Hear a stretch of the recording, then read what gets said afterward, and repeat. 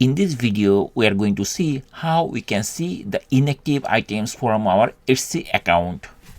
So let's see how we can do this thing. So at first we need to go this website stc.com and we just need to log in our account. Once logged in, we'll find similar like this. Sometimes you will see it is looking like this. If you click here, it will be expanded, and from here you may be after logging you may be some of this link. So that doesn't matter where you are located.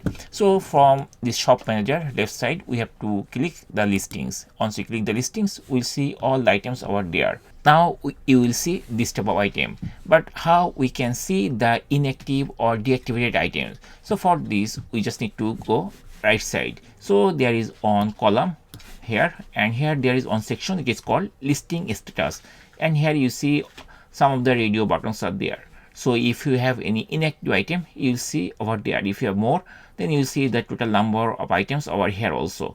So right now I have only one inactive items, so that's why it is showing like this.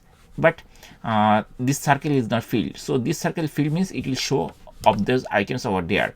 To see the inactive items, we just need to click here and it will show us the list of items. So for me, it is showing like this. So this is the inactive items on my account.